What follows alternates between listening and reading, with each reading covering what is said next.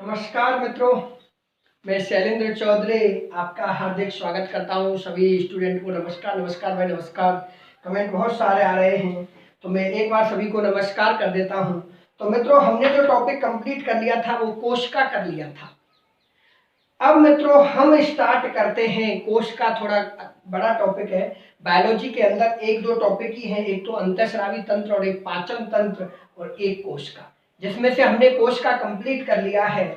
और मित्रों आज हम पढ़ेंगे मानव तंत्र का तंत्र, मतलब बहुत अच्छा टॉपिक है तंत्र का तंत्र। इंग्लिश में बोला जाता है नर्वस सिस्टम। इंग्लिश में जो बोला जाता है इसे क्या कहते हैं? Nervous system. तो मित्रों इस वीडियो को लाइक और शेयर करते रहना। और आज हमने स्टार्ट कर दिया है, दूसरा टॉपिक है तंत्र का तंत्र। अब देखो तंत्र का तंत्र क्या है। ऐसा तंत्र जो तंत्रिकाओं से मिलकर बना होता हो, जो तंत्रिकाओं से, मित्रों याद रखना, ऐसा तंत्र जो तंत्रिकाओं से मिलकर बना होता हो, ऐसा तंत्र जो तंत्रिकाओं से मिलकर बना होता हो उसे तंत्र का तंत्र कहते हैं। उसे तंत्र का तंत्र कहते हैं। मतलब सर तंत्रिकाएं क्या होती हैं सब बताएंगे, डरने की कोई जरूरत नहीं है। तंत्र का तंत्र की परिभाषा क्या निकल के आ गई कि ऐसा तंत्र जो तंत्रिकाओं से मिलकर बना होता है उसे हम क्या कहते हैं? तंत्र का तंत्र कहते हैं। आया समझ में मित्रों? अब देखो इस वीडियो को शेयर, किसी को कोई दिक्कत हो तो वो कमेंट कर देना। नर्वस सिस्टम चालू हो चुका है, इसमें मस्तिष्क पढ़ेंगे क्योंकि मस्तिष्क जरूरी है। अब देखो तंत्र का तंत्र में याद रखना, तंत्र का तंत्र में दो भागों का अध्ययन किया जाता है। दो भागों का, कई बार दो भागों का अध्ययन किया जाता है। दो भागों का क्या किया जाता है? अध्ययन किया जाता है। तंत्र का तंत्र में दो भागों का अध्ययन किया जाता है। आया समझ में? दो भाग कौन से? पहला है आपका मस्तिष्क, और मस्तिष्क को जो बोला जाते हैं ब्रेन बोलते हैं। इसके अलावा दूसरा भाग है वो है मेरुरज्जु। दूसरा भाग कौन सा है? मेरुरज्जु, जिसको इंग्लिश में बोलते हैं स्पाइनल कॉर्ड। मेरुरज्जु को इंग्लिश में क्या बोलते हैं? स्पाइनल कॉर्ड बोलते हैं। तो तंत्र का तंत्र में मित्रों के दो भागों का अध्ययन करेंगे, मस्तिष्क और दूसरा क्या है? मेरुरज्जु।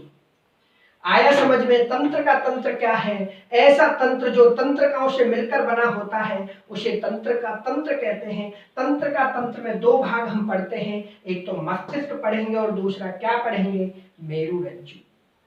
अब देखो मस्तिष्क के चारों ओर, इंपॉर्टेंट है, मस्तिष्क के चारों तरफ, मस्तिष्क के चारों तरफ एक आवरण पाया जाता है। एक आवरण पाया जाता है जिसे हम क्रेनियम कहते हैं। जिसे हम क्रेनियम कहते हैं। क्रेनियम को इंग्लिश में क्रेनियम और वैसे खोपड़ी, हमारी भाषा में क्या कहते हैं? उसको खोपड़ी कहते हैं। तो मस्तिष्क, जैसे मान के चलो ये मेरा ब्रेन है, तो ब्रेन के चारों तरफ एक आवरण पाया जा रहा है जिसे हम क्या कहते हैं? क्रेनियम। और याद रखना इस क्रेनियम में ही, कई बार पूछा जाता है, अब आपको पूछ लिया जाए क्रेनियम क्या है तो आपको क्या बताना है कि मस्तिष्क के चारों ओर एक आवरण पाया जाता है जिसे क्रेनियम कहते हैं। और क्रेनियम मतलब खोपड़ी। क्रेनियम में ही मस्तिष्क सुरक्षित रहता है। क्रेनियम में ही मस्तिष्क सुरक्षित रहता है। मतलब हमारा मस्तिष्क किसमें सुरक्षित रहता है? तो आपको राइट आंसर क्या देना है? क्रेनियम का देना है। कई बार पूछा जाता है कि मस्तिष्क किस में सुरक्षित रहता है? क्रेनियम में सुरक्षित रहता है। अब देखो मैं बता देता हूं, ये आवरण हो गया और इसके अंदर मस्तिष्क है। अब मस्तिष्क से पीछे की तरफ यानी बैकबोन, रीढ़ की हड्डी तक एक लंबी होती है जिसको हम कहते हैं मेरुरज्जु। तो मेरुरज्जु क्या है? मस्तिष्क से पीछे की, जैसे ये जा रही है मेरी, देखना ये वाली पीछे तक बैकबोन तक है, ये हमारी क्या है? मेरुरज्जु है, रीढ़ की हड्डी तक है। और ये क्या है? मस्तिष्क है। और याद रखना मस्तिष्क भी हम अच्छा सा बनाएंगे, हाँ थोड़ा आप रफली कर रहे हैं। और ये जो आवरण है मित्रों, ये आवरण क्या है? क्रेनियम है, मतलब ये खोपड़ी है। तो मस्तिष्क किसके अंदर सुरक्षित रहता है? क्रेनियम के सुरक्षित रहता है। ध्यान रखना, मस्तिष्क से पीछे की तरफ एक लंबी सी नलिका जाती है जिसको वो कहां तक फैली हुई होती है? बैकबोन। बैकबोन मतलब रीढ़ की हड्डी तक की, याद रखना रीढ़ की हड्डी तक होती है, जिसको हम क्या कहते हैं? मेरुरज्जु कहते हैं। यहां तक क्लियर है? क्रेनियम मतलब होता है खोपड़ी। अब देखो सबसे इंपॉर्टेंट चीज क्या पढ़नी है। अब हम पढ़ेंगे सबसे पहले मस्तिष्क। और मित्रों इस वीडियो को शेयर करते रहना। और मस्तिष्क क्या है? सबसे पहले मैं आपको बता देता हूं कि मस्तिष्क किसमें सुरक्षित रहता है? क्रेनियम में सुरक्षित रहता है। क्रेनियम क्या है? मस्तिष्क के चारों ओर, देखो ये वाली यो लेयर सी चल रही है, इसको ही क्रेनियम मतलब खोपड़ी कहते हैं। सबसे पहले हमारा मस्तिष्क, यानी हमारा मतलब मानव का मस्तिष्क 10 सुपर कंप्यूटर, कितने कंप्यूटर? 10 सुपर कंप्यूटर से भी ज्यादा तेज होता है। ये बेसिक फैक्ट लिखा रहे हैं, ज्यादा तेज होता है। मतलब आप क्या बात कर रहे हो सर कि इतना मस्तिष्क इतना तेज होता है? जब 10 सुपर कंप्यूटर मिल जाएंगे ना, और 10 सुपर कंप्यूटर जब मिल जाएंगे तो याद रखना जिससे भी ज्यादा क्या होता है? हमारा मस्तिष्क होता है। अब देखो कई बार पूछ लिया जाता है, एक बार में याद रखना, हम एक बार में जो सुपर कंप्यूटर होता है, सुपर कंप्यूटर जो होता है वो एक बार में, यानी याद रखना एक बार में सुपर कंप्यूटर कितनी इमेज बनाता है? 25,000 इमेज बनाता है। सुपर कंप्यूटर तो एक बार में 25,000 ही चित्र बना देगा दिमाग में, परंतु मानव जो होता है ना, मानव का मस्तिष्क, याद रखना मानव का जो मस्तिष्क होता है वो एक बार में 2500 करोड़ 25,000 करोड़, याद रखना 25 करोड़ करेंगे, 25,000 करोड़ नहीं आएगा, 25 करोड़ इमेज बनाता है। हुआ क्या नहीं हुआ? कई बार पूछा जाता है कि मस्तिष्क एक बार में कितनी इमेज बनाता है, कितने चित्रों को देख लेता है? 25 करोड़ों को देख लेता है। जबकि सुपर कंप्यूटर जो होता है वो एक बार में कितनी इमेज देखता है? 25,000। 25,000 इंटू 10 कर लो तो वही कितना निकल के आए? 25 करोड़ इमेज। देखो है क्या नहीं है? इसके अलावा याद रखना संपूर्ण जीवों में, जितने भी जीव हैं, संपूर्ण जीवों में मानव का मस्तिष्क, याद रखना संपूर्ण जीवों में मानव का मस्तिष्क सबसे ज्यादा डेवलप होता है। डेवलप मतलब विकसित होता है। आया समझ में? कई बार पूछा जाता है जितने भी जीव हैं इस दुनिया में, चाहे कोई से भी जीव है, उन संपूर्ण जीवों में सबसे ज्यादा डेवलप किसका मस्तिष्क होता है? मानव का मस्तिष्क होता है। यहां तक क्लियर है? अब मैं मिटा देता हूं। अब देखो रोचक बातें हैं, ये बेसिक बातें हैं। अब कई बार पूछा जाता है कि पहला मैंने क्या लिखाया कि मानव मस्तिष्क 10 सुपर कंप्यूटर से भी तेज होता है। सुपर कंप्यूटर एक बार में कितनी बार इमेज बनाता है? 25,000। और मानव एक बार में कितनी? 25 करोड़। अब देखो मानव अपनी पूरी जिंदगी में, यानी अपनी लाइफ में, पूरी जिंदगी में याद रखना पूरी जिंदगी में अपने मस्तिष्क का, याद रखना पूरी जिंदगी में अपने मस्तिष्क का 4% उपयोग करता है।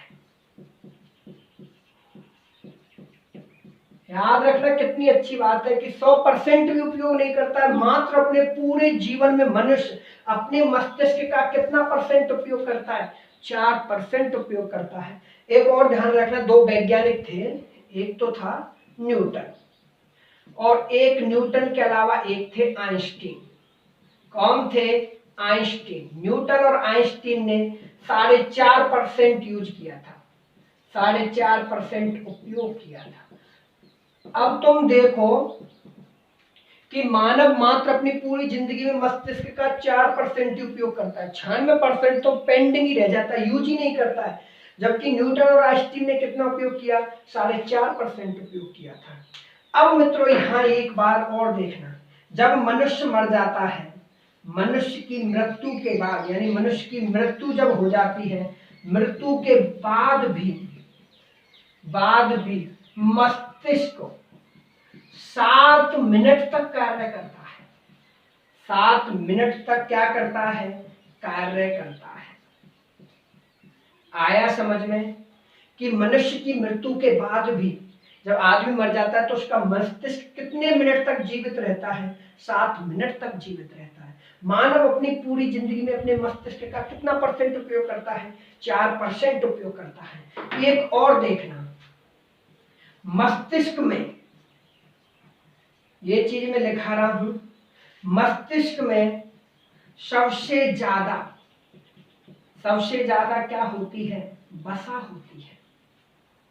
याद रखना, सबसे ज्यादा वसा क्यों होती है? क्योंकि वसा से सबसे ज्यादा ऊर्जा मिलती है और हमारी बॉडी में सबसे ज्यादा ऊर्जा किसको जरूरत होती है? मस्तिष्क को होती है। तो मस्तिष्क में सबसे ज्यादा वसा होती है।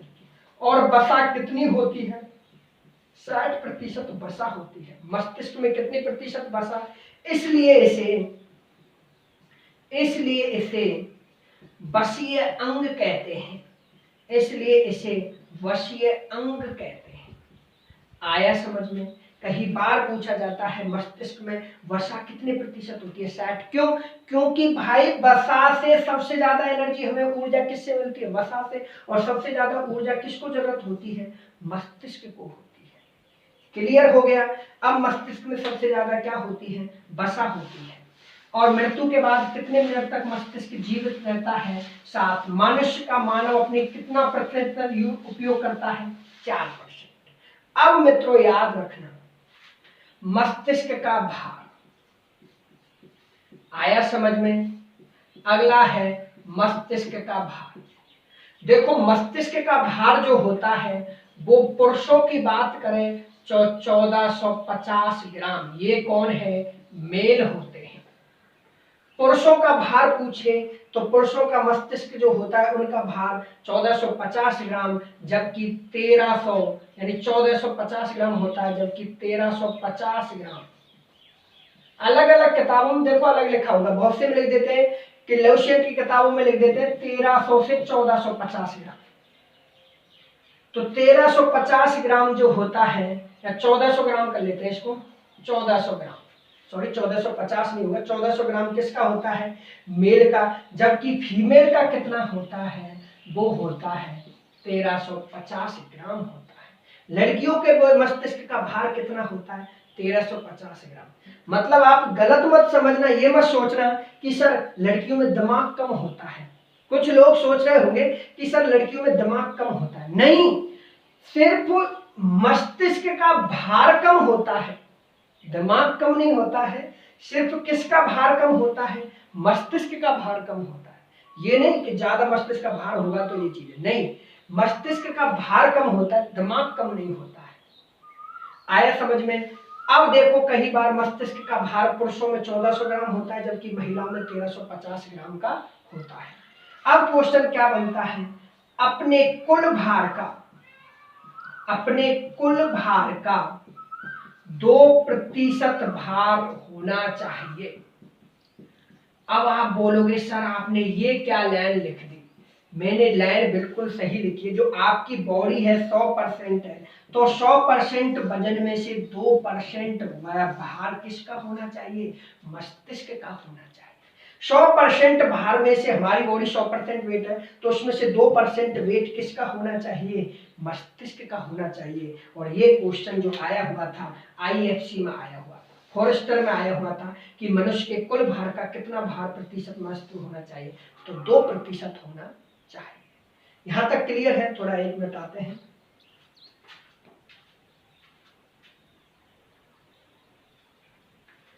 अब मित्रों, हाँ, अब ध्यान रखना, अपने कुल भार का कितना होना चाहिए? 2% होना चाहिए। अब देखो, मस्तिष्क में सबसे ज्यादा खनिज पदार्थ, मैं ओनली मस्तिष्क की बात कर रहा हूं मित्रों, मस्तिष्क में सबसे ज्यादा खनिज पदार्थ कौन सा पाया जाता है? तो सबसे ज्यादा खनिज पदार्थ सोडियम पाया जाता है। ये बार कई बार पूछा जाता है कि मस्तिष्क में सबसे ज्यादा कौन सा खनिज पदार्थ? तो सोडियम पाया जाता है। मस्तिष्क में सबसे ज्यादा कौन सा, हमारी मस्तिष्क है, इसमें सबसे ज्यादा मिनरल्स मटेरियल कौन सा होता है? सोडियम। जबकि पूरी बॉडी की बात करूं, जबकि शरीर में सबसे ज्यादा खनिज पदार्थ कौन सा होता है? तो सबसे ज्यादा खनिज पदार्थ कौन सा होता है? कैल्शियम होता है। सबसे ज्यादा खनिज पदार्थ मित्रों कौन सा होता है? कैल्शियम। देखो, खून में क्या पाया जाता है? कैल्शियम। खून के अलावा हड्डियां, हड्डियों के अलावा दांत, और दांत, हड्डियां, खून, दांत, इन सब में क्या पाया जाता है? कैल्शियम। क्वेश्चन क्या है मेरा कि वो पूछे कि मस्तिष्क में सबसे ज्यादा कौन सा पदार्थ? सोडियम। और पूरे शरीर में पूछे तो आपको क्या बताना है? कैल्शियम बताना है। यहां तक क्लियर है मित्रों? भार पूछे इतना होता है, कुल भार का कितना प्रतिशत? 2% होता है। सबसे ज्यादा खनिज पदार्थ कौन सा पाया जाता है? सोडियम। मसा कितनी होती है? 60% होती है। अब देखो, मस्तिष्क को 20% ऊर्जा की आवश्यकता होती है। अब आप कह रहे होंगे सर आप जाने क्या क्या बातें बता रहे हैं। मैं बिल्कुल सही बता रहा हूं। जैसे हमारी बॉडी में 100% ऊर्जा है, तो जितने भी सब अंगों को मिलाकर 20% ऊर्जा तो सिर्फ अकेले किसको चाहिएगी? मस्तिष्क को चाहिए होती है। क्योंकि मस्तिष्क सभी अंगों पर क्या करता है? नियंत्रण करता है। इसलिए तो सबसे ऊपर मस्तिष्क को रखा गया है। भाई, जो नियंत्रण करता है वो सबसे ज्यादा ऊपर ही रहता है। इसलिए हमारी बॉडी के सब अंगों का नियंत्रण कौन करता है? मस्तिष्क। इसलिए मस्तिष्क को कहाँ रखा गया है? ऊपर रखा गया है।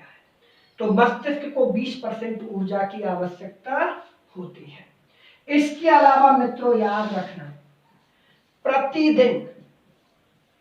प्रतिदिन हमारे मस्तिष्क में, याद रखना, प्रतिदिन हमारे मस्तिष्क में 70,000 विचार आते हैं। कितने विचार आते हैं? 70,000 विचार आते हैं। अब क्वेश्चन पूछ लिया जाए कि प्रतिदिन मस्तिष्क में कितने विचार आते हैं? 70,000, जिसमें से 70% नकारात्मक होते हैं और 30% सकारात्मक होते हैं।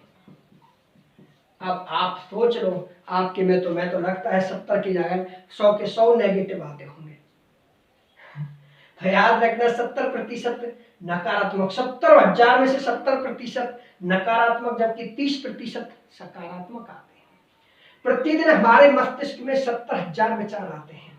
अब याद रखना, कई बार मस्तिष्क में 75% पानी पाया जाता है। मस्तिष्क में कितना प्रतिशत पानी पाया जाता है? 75। और ये भी कई बार पूछा जाता है कि मस्तिष्क में कितना पानी पाया जाता है? 75%। मतलब हमारी बॉडी में से 100% पानी में से 75% पानी कहाँ पाया जाता है? मस्तिष्क में पाया जाता है। ये नहीं कि 75% पानी मस्तिष्क, नहीं, हमारी बॉडी के 100% पानी में से 75% पानी किस में पाया जाता है? मस्तिष्क में पाया जाता है। प्रतिदिन कितने विचार आते हैं? 70,000। सबसे ज्यादा ऊर्जा की जरूरत किसको होती है? मस्तिष्क को। अकेले मस्तिष्क को कितना? 20%, बाकी 80% सब अंगों को डिस्ट्रीब्यूट होती है। यहाँ तक क्लियर है? आज के लिए मित्रों इतना ही काफी है। नेक्स्ट क्लास में हम मस्तिष्क के भाग पढ़ेंगे कि कैसे मस्तिष्क और आपकी न्यूरॉन्स वगैरह भी पढ़ेंगे। धन्यवाद। मैं शैलेंद्र चौधरी। आज के लिए इतना ही। सभी को नमस्कार।